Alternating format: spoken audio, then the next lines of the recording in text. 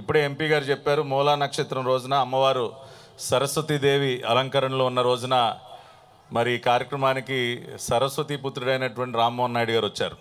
అనర్గళంగా అనేక భాషల్లో అనర్గళంగా మాట్లాడగలిగినటువంటి వ్యక్తి. పార్లమెంట్లో ఆయన ఉపన్యాసాలు విని గౌరవ ప్రధానమంత్రి గారు కూడా అనేక సందర్భాల్లో మెచ్చుకున్నారు. కాబట్టి అమ్మవారే ఈ రోజున పిలిపించుకున్నారు. సరస్వతీదేవి అలంకరణలో సరస్వతీ పుత్రుడైన రామ్మోహన్ నాయుడు గారిని ఇక్కడ పిలిపించుకున్నారు. వారు ఇప్పుడు మిమ్మల్ని అందరినీ ఉద్దేశించి మాట్లాడతారు. హలో విజయవాడ, ఎలా ఉన్నారు అందరూ?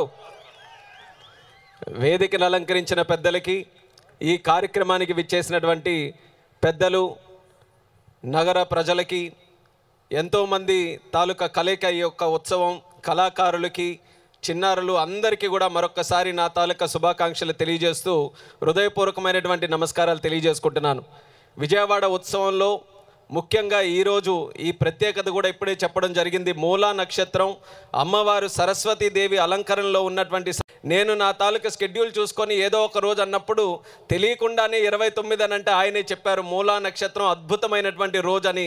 అది అటువంటి రోజున అమ్మవారు నాకు ఆ ప్రసాదించడం అనేది నా అదృష్టంగా కూడా ఈరోజు భావిస్తున్నాను. ఎన్నో సందర్భాల్లో విజయవాడ వచ్చాం, ఎన్నో సందర్భాల్లో అమ్మవారిని కూడా దర్శించుకున్నాం. కానీ వాటన్నిటికీ కూడా ఒక ఎత్తు అయితే ఈ నవరాత్రుల సందర్భంగా ఈరోజు ప్రత్యేకంగా దర్శనం చేసుకోవడం అనేది నిజంగా మర్చిపోలేనటువంటి అనుభూతిగా నేను భావిస్తున్నాను. అందులో భాగంగా మనం ఎప్పుడు కూడా విజయదశమి అని అంటే మనకి ప్రధానంగా దేశంలో గుర్తొచ్చేది మైసూరులో దసరా ఉత్సవాల గురించి మనం మాట్లాడుకుంటాం. అలాగే కలకత్తాలో జరిగేటటువంటి దుర్గా పూజ గురించి మాట్లాడుకుంటాం. ఈరోజు 7 రోజులు విజయవాడలో ఈ ఉత్సవం జరిగింది. నాకు ఒక నమ్మకం ఉంది, రేపు ఈ 11 రోజులు ఉత్సవం జరిగిన తర్వాత దేశంలో ఎవరైనా విజయదశమి గురించి మాట్లాడాలనంటే మన విజయవాడ గురించే మాట్లాడే స్థాయిలో ఈరోజు ఈ ఏర్పాట్లన్నీ కూడా చేయడం మనందరికీ కూడా గర్వకారణం. నేను ఈరోజు ఉత్తరాంధ్ర ప్రాంతం నుంచి శ్రీకాకుళంకి ప్రాతినిధ్యం వహిస్తున్నటువంటి పార్లమెంటు సభ్యుడిని. కానీ విజయవాడలో జరుగుతున్నటువంటి ఉత్సవం ఇక్కడ స్థానికంగా ఉన్నటువంటి ప్రజానికం ఎంత గర్వపడుతున్నారో నేను కూడా అదే స్థాయిలో గర్వపడుతున్నాను. దానికి ప్రత్యేక కారణం ఈరోజు ఇక్కడ ఏర్పాట్లు ఏ రకంగా చేశారో దాని గురించి, ఎంత విశేషంగా, ఎంత వైభవంగా, అంగరంగ వైభవంగా ఈరోజు ఈ కార్యక్రమం చేశారో, నా భూతో నా భవిష్యత్తు అన్న విషయం కూడా మనం గుర్తుపెట్టుకోవాలి. ఇలాంటి కార్యక్రమం జరగాలనంటే 2 సంకల్పాలు, మానవ సంకల్పం ఉండాలి. అది మన ముఖ్యమంత్రి చంద్రబాబు నాయుడు గారి దగ్గర నుంచి ఆయన గురించి కూడా మీ అందరికీ ప్రత్యేకంగా చెప్పనక్కర్లేదు. ఒక విషయం కానీ, ఒక విజన్ కానీ, ఒక కార్యక్రమం కానీ పట్టుకున్నారనంటే అది 100% సక్సెస్ఫుల్గా ఎలా చేయాలన్నది ఒక సర్జరీ చేసే డాక్టర్ ఎంత శ్రద్ధ వహించి చేస్తారో అదే రకంగా కార్యక్రమాలు కూడా సూపర్ హిట్ చేయడానికి ఆలోచనలు, గైడెన్స్ ఇస్తున్నటువంటి మన ముఖ్యమంత్రి చంద్రబాబు నాయుడు గారు, అలాగే యువ నాయకుడు నారా లోకేష్ అన్న గారు, దానితో పాటు ఈరోజు టీం మెంబర్స్ అందరినీ కూడా చూస్తున్నాం. ప్రతి ఒక్కరి తాలూకా కాంట్రిబ్యూషన్ ఇందులో ఉంది. ఎంతోమంది ఈరోజు వివిధ ప్రాంగణాల్లో జరుగుతున్నటువంటి కార్యక్రమాలు, వాళ్ళందరి తాలూకా కాంట్రిబ్యూషన్ కూడా ఈరోజు ఉంది. ఆ మానవ సంకల్పంతో పాటు దైవ సంకల్పం కూడా తోడవ్వాలి. లేకపోతే ఇంత పెద్ద కార్యక్రమం, ఎంత మనం డబ్బులు ఖర్చు పెట్టినా, ఎన్ని కార్యక్రమాలు చేయడానికి ఉత్సాహంతో మనం ముందుకు నడిచినా, ఇలాంటి కార్యక్రమం విజయవంతంగా జరగాలనంటే ఆ దైవం తాలూకా సంకల్పం కూడా ఉండాలి. ఆ 2 కలిసి వచ్చాయి. మన విజయదశమికి మన కనకదుర్గమ్మ తాలూకా ఆశీస్సులు కూడా పుష్కలంగా ఉన్నాయి. కాబట్టి ఉత్సవం విజయవంతంగా ఈరోజు కొనసాగుతుంది. అందులో సివిల్ ఏవియేషన్కి సంబంధించి ఒక హెలికాప్టర్ రైడ్ కూడా పెట్టారు. నాకు కూడా ఆనందం అనిపించింది. ఏదో ఒక స్థాయిలో నేను కూడా ఇన్వాల్వ్ అయ్యే అవకాశం దక్కింది. బాగా జరుగుతుంది. అలాగే చాలామంది ఉత్సాహంగా హెలి రైడ్ కూడా ఎక్కి విజయవాడ నగరం పైనుంచి కూడా చూసే మంచి అవకాశం కూడా దక్కుతుంది. ఇంకోటి ఇక్కడే మనం చూసాం డ్రోన్ షో కూడా. మీ అందరికీ కూడా గుర్తుంటుంది, గతంలో ఇదే సందర్భంలో పున్నమి ఘాట్లో మనం డ్రోన్ సమ్మిట్ అమరావతిది పెట్టుకుంటే ఈ పున్నమి ఘాటి వేదికగానే వరల్డ్ రికార్డు సాధించినటువంటి డ్రోన్ షోను కూడా మనం ఏర్పాటు చేసుకున్నాం. అలాగే ఈరోజు ఈ విజయదశమి కార్యక్రమాల్లో మరొక వరల్డ్ రికార్డుకి మనం అందరం కూడా ముందుకు వెళ్తున్నాం. అంటే విజయదశమికి ఈ యొక్క విజయవాడ నగరం విజయానికి సంకేతం ఏ రకంగా అవుతుందో ఈ కార్యక్రమాలన్నీ కూడా ఒక నిదర్శనం. ఇందులో అన్నిటికంటే మెచ్చుకున్నటువంటిది చిన్ని గారు కూడా ఇప్పుడు చెప్పారు, అంతరించిపోతున్నటువంటి కళాకారులు ఎవరైతే ఉన్నారో మా శ్రీకాకుళం జిల్లా నుంచి ఉత్తరాంధ్ర ప్రాంతం కూడా జానపదానికి పెట్టినటువంటి పెద్దపీట అది. ఎంతోమంది కళాకారులు ఉన్నారు. కానీ మారుతున్నటువంటి సమాజంలో డిజిటల్ యుగంలో అందరం కూడా ఫోన్లు కతుక్కుపోతున్నాం, ఏవేవో నెట్ఫ్లిక్స్లు అంటున్నాం, రకరకాల సినిమాలు వస్తున్నాయి, అన్నీ కూడా చూస్తున్నాం. కానీ మన తాలూకా సంపద, మన సంస్కృతి, మన చరిత్ర ఏదైతే ఉందో దానికి మాత్రం పెద్దగా అవకాశాలు రావట్లేదు. చాలామంది అది మెచ్చుకోవాలి, ఎక్కడైనా చూడాలని అనుకున్నా సరే వాళ్ళకి ప్రమోట్ చేయడానికి ఎక్కడ వేదికలు దొరకట్లేదు. అటువంటిది ఎంత పెద్ద ఉత్సవ కార్యక్రమాన్ని పెట్టి ఒక కేంద్ర బిందువుగా అలాంటి కళాకారులను ఎంచుకొని ఎక్కడెక్కడ నుంచో రాష్ట్ర నలుమూలల నుంచి, కేవలం కృష్ణా జిల్లాను విజయవాడ పరిసర ప్రాంతాల్లో ఉన్నవారని కాదు, మా శ్రీకాకుళం ఇచ్చాపురం దగ్గర నుంచి కూడా కళాకారులు తీసుకొని వచ్చారు, అనంతపూర్ కుప్పం దగ్గర నుంచి కూడా కళాకారులు తీసుకొని వచ్చారు, తిరుపతి నుంచి తీసుకొని వచ్చారు. అందరికీ కూడా ఆహ్వానం పలుకుతూ ఈ యొక్క వేదిక వాళ్ళందరికీ కూడా వాళ్ళ సంపదని మనందరికీ కూడా చూపించే గొప్ప అవకాశం రావడం, అది కూడా బహుశా ఆ దైవం ఇచ్చినటువంటి ఒక సంకేతంగా మనం భావించాలని కూడా ఈ సందర్భంగా తెలియజేసుకుంటున్నాను.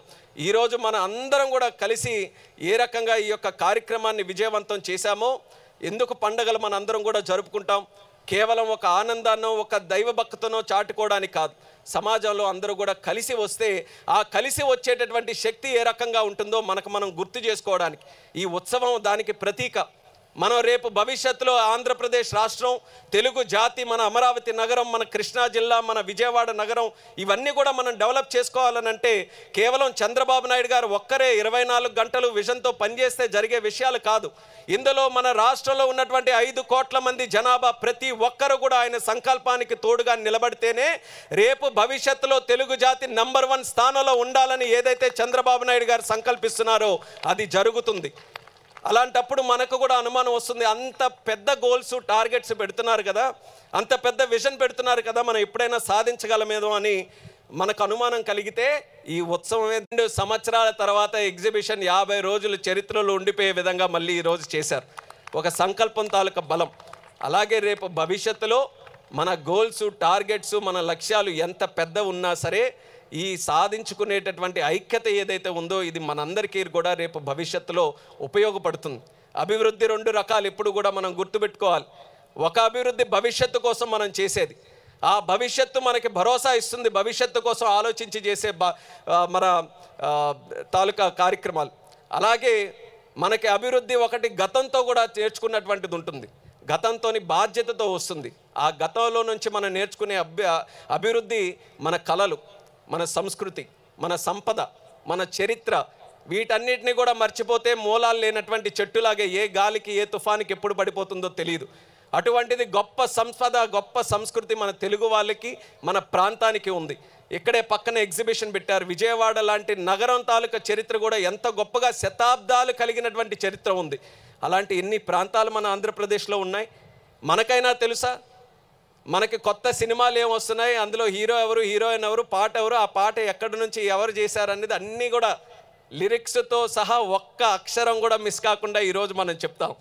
కానీ మన ప్రాంతంలో పెద్దవాళ్ళు ఎవరు, మన ప్రాంతం నుంచి హైలైట్ అయిన వ్యక్తులు, మన స్వతంత్రం కోసం పోరాడిన వ్యక్తులు ఎవరు, మన ప్రాంతానికి ఉండే చరిత్ర ఏంటి, ఏ రాజుల పరిపాలనలో ఏ రకంగా పరిపాలించారు, ఇవన్నీ కూడా మనకు తెలియవు. ఆ అభివృద్ధి కూడా మనం అందరం కూడా నేర్చుకోవాలి. 2 కళ్ళలాగా భవిష్యత్తు తాలూకు అభివృద్ధి, గతంలో జరిగిన అభివృద్ధి రెండింటినీ కలిసికట్టుగా ముందుకు నడిపించాలి. ఆ అద్భుతమైనటువంటి కార్యక్రమం ఈరోజు విజయవాడ ఉత్సవంలో జరగడం అనేది నాకు కల్లారు విందుగా ఈరోజు ఈ కార్యక్రమం అంతా కూడా జరుగుతుంది. నేను కూడా మా రథసప్తమి ఉత్సవాలు అరసవిల్లిలో జరిగినప్పుడు కార్యక్రమం చేశాం. కానీ ఆ స్కేల్కి ఈ స్కేల్కి చూస్తే 10 ఉత్సవాలు చేస్తే ఎంత భారీగా ఉంటుందో అంత భారీగా ఈరోజు విజయవాడ ఉత్సవం చేశారు. ఒక ఎల్డర్ బ్రదర్ లాగా ఈరోజు ఈ ఉత్సవ కార్యక్రమం రాష్ట్రంలో ఉన్నటువంటి ఉత్సవ కార్యక్రమాలన్నిటికీ కూడా ఒక దిక్సూచిగా, రేపు ఎక్కడైనా ఏ జిల్లాలైనా ఏ ఆలయమైనా ఏ ఉత్సవానికైనా ఒక కార్యక్రమం జరిగితే ఖచ్చితంగా ఈ టీం మెంబర్స్ అందరినీ కూడా వచ్చి ఎలా చేశారయ్యా మా దగ్గర కూడా చేసుకోవాలి అన్న స్థాయిలో ఈ యొక్క కార్యక్రమం చేశారు. ఇది నిజంగా విజయవాడకి ఎప్పుడు కూడా గుర్తుండిపోయే విధంగా ఉండిపోతుంది. ఇక్కడతో ఆరంభమైంది. మేము కూడా మొన్ననే వచ్చి ఉపరాష్ట్రపతి గారిని ఇన్వైట్ చేయాలి అని అంటే కాస్త అనుమానంగా వెళ్ళాం. ఉపరాష్ట్రపతి గారు అని అంటే పిలవడం వరకు అపాయింట్మెంట్ వస్తుంది, పిలుస్తాం, కానీ అది వస్తారో లేదో అనేది ఆయన తాలూకా జ్యూరిస్డిక్షన్లో ఉన్నది, ఆయన డిస్క్రిప్షన్లో ఉన్నది, మనం చెప్పలేం. కానీ ఒక పట్టుదలతో వెళ్ళాం. చిన్ని గారు వచ్చారు ఇన్విటేషన్తో, సతీష్ గారు అందరం కూడా కలిసి వెళ్ళిన తర్వాత అమ్మవారి గురించి మేము చెప్తుంటేనే అమ్మవారి గురించి నాకు చాలా బాగా తెలుసు. అటువంటిది అమ్మవారి తాలూకా కార్యక్రమం జరుగుతుంది, ఉత్సవాలు నవరాత్రుల సమయంలో జరుగుతుందనంటే నేను ఖచ్చితంగా వస్తానని ఆయనే ఒక ప్రత్యేకత చెప్పారు. వైస్ ప్రెసిడెంట్గా గెలిచిన తర్వాత నేను ఏ రాష్ట్రానికి కూడా వెళ్ళలేదు. నేను పెట్టుకున్న మొట్టమొదటి రాష్ట్రం ఆంధ్రప్రదేశ్ రాష్ట్రం, అది కూడా తిరుపతి నేను పెట్టుకున్నాను. కానీ అమ్మవారి తాలూకు ఆహ్వానం వచ్చిందనంటే నేను ముందుగా అమ్మవారినే దర్శనం చేసుకొని వెంకన్న స్వామిని దర్శనం చేసుకుంటానని ఉపరాష్ట్రపతి గారు కూడా స్వయంగా ముందుగా ఇక్కడికే వచ్చారనంటే ఇందాక చెప్పినటువంటి దైవ సంకల్పం. ఉపరాష్ట్రపతి దేశానికే మొట్టమొదటిసారి గెలిచిన తర్వాత ఢిల్లీ దాటి మన దేశంలో ఎక్కడైనా అడుగు పెట్టారంటే అది మన విజయవాడ ప్రాంతంలో. ఎంత గొప్ప విశేషం మన అందరికీ కూడా. ఇది మన అందరం కూడా ఆ కాన్ఫిడెన్స్తో ముందుకు వెళ్ళాలి. మన రాష్ట్రం చాలా పవర్ఫుల్ రాష్ట్రం. కొంతమంది దీన్ని కిందకి దించాలని, లేకపోతే మనలోనే మనం అనుమానాలు క్రియేట్ చేయాలని, మనం ఏమీ సాధించలేమని 10 మంది 10 రకాలుగా చెప్పొచ్చు. కానీ ఆ కోటలని, ఆ ద్వారాలని తెంచుకుంటూ ముందుకు దాటాల్సినటువంటి బాధ్యత ప్రతి ఒక్క తెలుగువాడిలో ఉంది. అందుకనే ప్రత్యేకంగా మరొకసారి మీ అందరికీ కూడా ఈ ఉత్సవం ద్వారా ఈ ఉత్సాహం ఏదైతే కనబడుతుందో మరొకసారి మీ అందరికీ కూడా శుభాకాంక్షలు తెలియజేసుకుంటున్నాను. ఈరోజు కనకదుర్గమ్మ అమ్మవారు బంగారంలాగా ఎలిగా మెరిసిపోతుంటారో విజయవాడ నగరం కూడా అలా మెరిసిపోతుంది. ఏ కార్నర్కి వెళ్ళినా సరే ఉత్సవం తాలూకా ఉత్సాహం ప్రతి దగ్గర కూడా కనిపిస్తుంది. అంత చక్కగా ఏర్పాటు చేసినటువంటి టీం మెంబర్స్ అందరికీ కూడా నేను జస్ట్ చిన్ని గారి పేరు తీసుకుంటాను, కానీ ఆయనతో పాటు అందరూ టీం మెంబర్స్ కూడా ప్రతి ఒక్కరికి నా తాలూకా అభినందనలు తెలియజేసుకుంటున్నాను. నవరాత్రులు అలాగే ముందుగానే దసరా శుభాకాంక్షలు, దీపావళి శుభాకాంక్షలు కూడా ప్రతి ఒక్కరికి ఈ సందర్భంగా తెలియజేసుకుంటూ నన్ను ప్రత్యేకంగా ఆహ్వానించి ఈరోజు చీఫ్ గెస్ట్గా పెట్టినందుకు కూడా ఉత్సవ కమిటీ మెంబర్స్ అందరికీ నా ధన్యవాదాలు తెలియజేస్తూ సెలవు తీసుకుంటున్నాను. ఒక్క నిమిషం. ధన్యవాదాలు రామ్మోహన్ నాయుడు గారు. మరి పెద్దలు రామ్మోహన్ నాయుడు గారు చెప్పినట్టు దైవ సంకల్పం ఉంటేనే ఇటువంటి ఉత్సవాలు సాధ్యమని ఆయన ఏదైతే అన్నారో దానికి 2 ప్రత్యక్ష ఉదాహరణలు సార్. ఈ ఉత్సవానికి దైవ సంకల్పం ఉంది, అమ్మవారి ఆశీస్సులు ఉన్నాయని చెప్పడానికి 2 ఉదాహరణలు. ఒకటి 22వ తేదీన మేము ఉత్సవాలకి ప్రారంభోత్సవం చేసిన రోజు వెదర్ ఫోర్కాస్ట్ చూస్తే భారీ వర్షం, 90% రెయిన్ పడుతుంది, మరి మీరు ఎట్లా దీన్ని చేస్తారో అని చెప్పి ప్రతి ఒక్కరూ అన్నారు. కానీ ఆ రోజున నారా లోకేష్ గారు, మాజీ ఉపరాష్ట్రపతి వెంకయ్యనాయుడు గారు వచ్చి వారు ప్రారంభించి కార్యక్రమాలన్నీ పూర్తయి మేము లేచి మేమందరం కూడా కార్లు ఎక్కిన తర్వాత చినుకుపడింది. కానీ ప్రతిరోజు రాత్రి 10 తర్వాతే వర్షం, 10 ముందు ఒక చినుకు కూడా ఇక్కడ ఎవరు కూడా తడిచి వెళ్ళినటువంటి సందర్భం లేదు. రెండోది, ఏదైనా ఒక యజ్ఞం చేస్తుంటే కొన్ని రాక్షస మోకలు ఏ విధంగా అడ్డుపడే ప్రయత్నం చేస్తారో ఈ ఉత్సవానికి కూడా అనేక మంది రకరకాల వాళ్ళ పేర్లు అనవసరం అడ్డుపడేటటువంటి ప్రయత్నం చేస్తే గౌరవ సుప్రీంకోర్టు వారు అన్నమాట ఏంటంటే దైవ కార్యం జరుగుతూ ఉంది, అమ్మవారి ఉత్సవం జరుగుతూ ఉంది, ఈ రకంగా అడ్డుపడటం కంటే చేతనైతే మీరు కూడా వెళ్ళి ఆ ఉత్సవాల్లో భాగస్వాములు కండి, ఒక మంచి కార్యక్రమానికి సహకరించండి అని చెప్పి దేశ సర్వోన్నత న్యాయస్థానం మాట్లాడిందంటే ఖచ్చితంగా అమ్మవారి ఆశీర్వాదం, దైవ సంకల్పం. మూడోది ఎంపీ గారు చెప్తారు. మీరు చెప్తేనే బాగుంటుంది. మూడోది ఏంటంటే మేము విజయవాడలో ఎక్కడన్నా బయట కూర్చుంటే ఒక్కబోత వచ్చి చెమటలతో ఇబ్బంది పడతా ఉండేవాళ్ళం. గత 7 రోజుల నుంచి ఏసీలో కూర్చున్నంత ఆనందంగా క్లైమేట్ కూడా ఉంది. అది కూడా అమ్మవారి దైవంలే. అది పట్టాభి గారు చెబితేనే బాగుంటుంది మాకన్నా. థ్యాంక్ యూ ఎంపీ గారు.